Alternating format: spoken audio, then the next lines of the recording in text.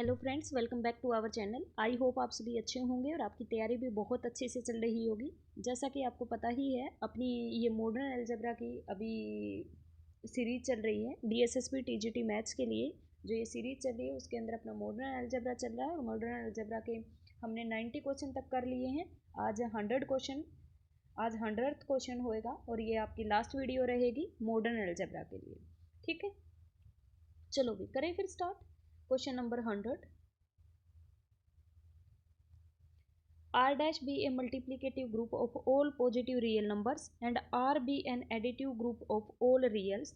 F R मतलब dash से R के ऊपर एक मैपिंग दे रखी है और मैपिंग है f of x is equal to में log x। क्या दे रखी है? F of x is equal to में log x। ये मैपिंग जो होती है ये 1 1 भी होती है, ऑन टू भी होती है और होमो भी होती है। ठीक है, एफ ऑफ यहाँ पे रखोगे f of x y is equal to log x y, इसको लिख सकते हो log x प्लस में log y। तो ये होमो भी होती है, 1 1 भी होती है, दैट फंक्शन इज 1 1, और ये ऑन टू भी होता है। ठीक है भाई, तो ये अपने पास क्या होती है? आइसोमॉर्फिज्म बनाती है। ऑप्शन नंबर बी इसका क्या रहेगा? करेक्ट रहेगा। नेक्स्ट है क्वेश्चन नंबर 101 में ये दिया गया है कि read the following statements about an infinite cyclic group. हमें पता है इनफाइनाइट साइक्लिक ग्रुप क्या होता है? सेट ऑफ इंटीजर्स ही होता है।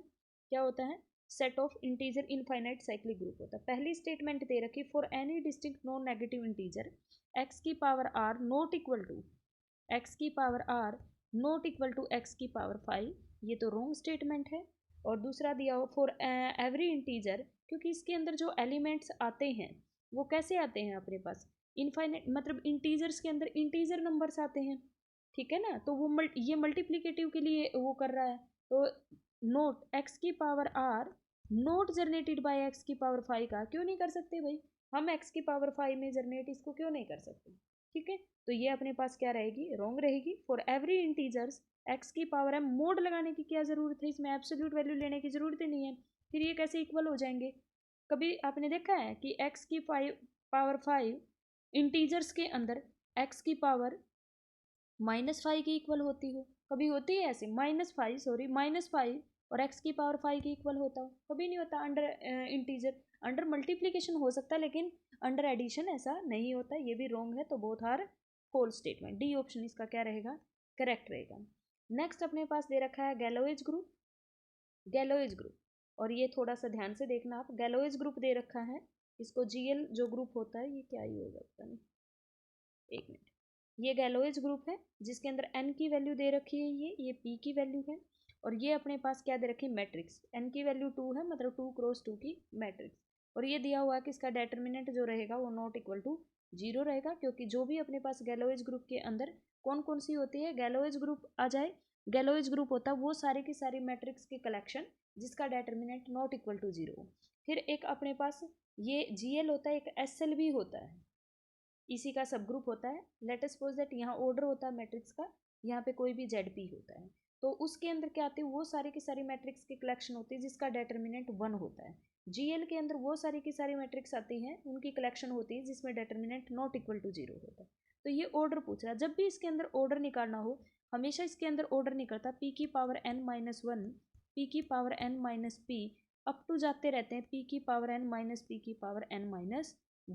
तो देख लो भाई, p की वैल्यू दे रखी 3, n की वैल्यू दे रखी 2, 3 की पावर 2-1 और 3 की पावर 2-3। ये कितना होगा भाई? 9 - 1 8 होता है। और ये कितना? 9 माइनस में 3, तो ये कितना हो गया? 6। और कितना आ जाएगा अपने पास? 48। तो इसका जो आंसर रहेगा वो डी करेक्ट हो जाएगा। 48 ही बनता होगा ना? ठीक। इन्वर्टिबल मैट्रिक्स, एक मिनट 48 नहीं आएगा, इसका 24 आएगा। कैसे निकालते हैं इन्वर्टिबल मैट्रिक्स? पी की पावर n-1, पी की पावर n-p और डिवाइडेड बाय p-1, ऐसे ही बताई थी मैंने निकालते हैं। तो 3 माइनस में 1 2 से डिवाइड करोगे तो ऑप्शन नंबर सी इसका करेक्ट हो जाएगा। ठीक है। नेक्स्ट अपने पास नंबर ऑफ सब ग्रुप निकालने हैं ऑर्डर 8 की, ये तो निकाल ही लोगे, 3 आएंगे। नेक्स्ट है अपने पास एक कॉन्सेप्ट है इसके अंदर नया, define how many homomorphism are there Z20 onto Z10।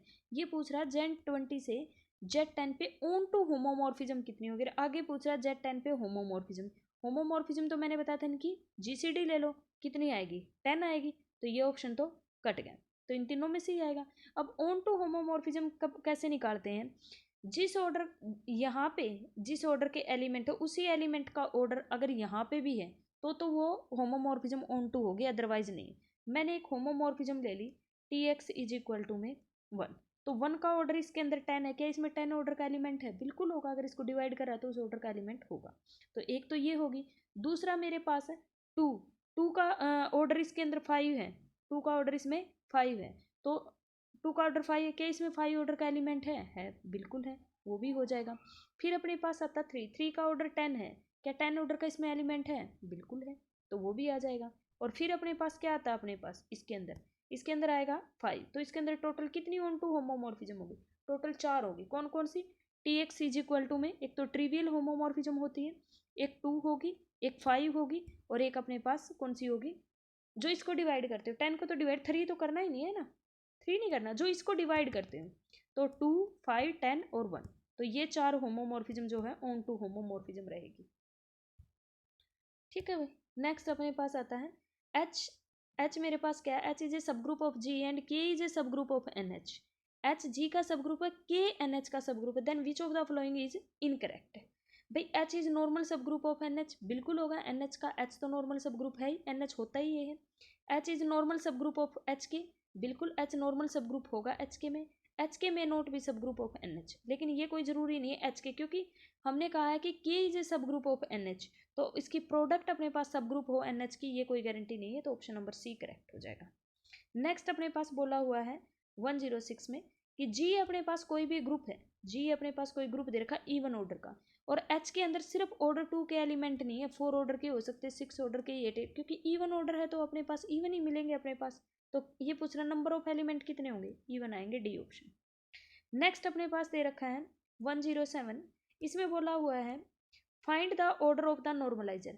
भाई नॉर्मलाइजर के निकाले या सेंट्रलाइजर, जब भी निकालना हो इसका ऑर्डर निकालना हो, तुम एक सिंपल सी चीज़ करना, जब भी एस एन के अंदर ऐसा कुछ भी किसी के अंदर भी निकालना हो, एस एन भी निकालना होता है, ऐसे करना है। देखो टोटल अपने पास कितने हैं? 6 एलिमेंट, 6 में से हमें कितने लेने हैं? 2 एलिमेंट, ठीक है। फिर बच गए कितने अपने पास? 4, और 4 में से हमें कितने लेने हैं? 4 में से हमें लेने हैं